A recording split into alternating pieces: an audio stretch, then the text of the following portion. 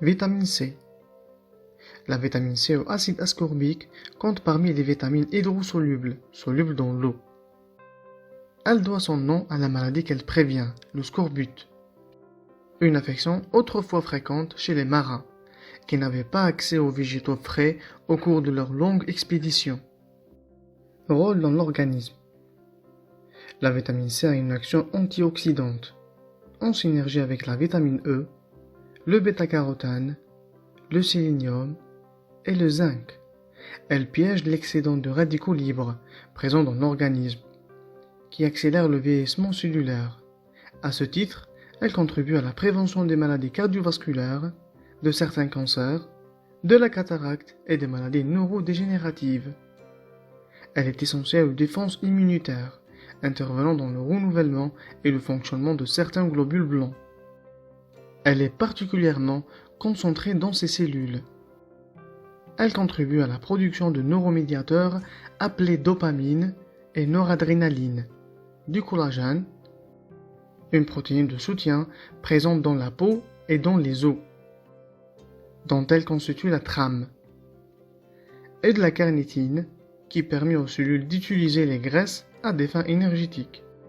Elle augmente l'assimilation du fer d'origine végétale.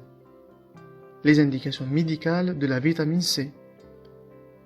En cas de carence. Lorsqu'une carence ou une déficience est diagnostiquée.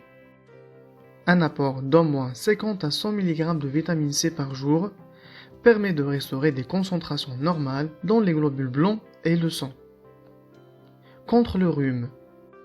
Il est d'usage de prescrire la vitamine C comme traitement d'appoint du rhume et des états grippaux. Les chercheurs ont analysé les essais d'intervention, au cours desquels les participants recevaient au moins 200 mg de vitamine C par jour, en prévention de rhume ou dès les premiers symptômes. Dans la population générale, la supplémentation en vitamine C ne réduit pas le risque d'avoir un rhume, mais elle diminue modestement la durée du rhume, de 8% chez les adultes et de 14% chez les enfants. Lorsque la supplémentation est proposée une fois le rhume déclaré, elle ne réduit ni la durée ni l'intensité des symptômes. En revanche, chez les individus pratiquant un exercice physique intense ou exposés au froid, un apport de 250 à 1000 mg par jour réduit l'incidence du rhume de 50%. La supplémentation pourrait aussi protéger ceux dont l'apport de vitamine C d'origine alimentaire est faible, notamment les personnes âgées et les fumeurs chroniques. Dans une revue récente de 2013, d'autres chercheurs font les mêmes conclusions. Ils indiquent que, compte tenu du faible risque à prendre de la vitamine C, chacun peut tester l'efficacité d'un supplément au cours d'un rhume. Réduction de la tension artérielle. Dans les études d'observation, une augmentation de l'apport en vitamine C ou un taux sanguin élevé en vitamine C est associé à une pression artérielle plus basse. Des chercheurs ont réévalué 29 études d'intervention, au cours desquelles des volontaires ont reçu un supplément de 500 mg de vitamine C pendant 8 semaines. En moyenne, à la fin de ces essais, la pression systolique, le premier chiffre de la tension, a baissé de 3,84 mm de mercure, et la pression diastolique, le second chiffre de la tension, de 1,48 mm de mercure. Chez les personnes hypertendues, la baisse a été plus marquée, respectivement de 4,88 mm de mercure et 1,67 mm de mercure. Ces résultats prometteurs demandent à être confirmés par des études menées sur une longue durée.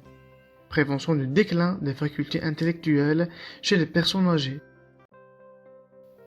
Les nutriments antioxydants présents dans l'alimentation sont censés protéger le cerveau de dommages oxydatifs et ainsi conférer une protection vis-à-vis du déclin des capacités intellectuelles avec l'avancée de l'âge, voire de la maladie d'Alzheimer.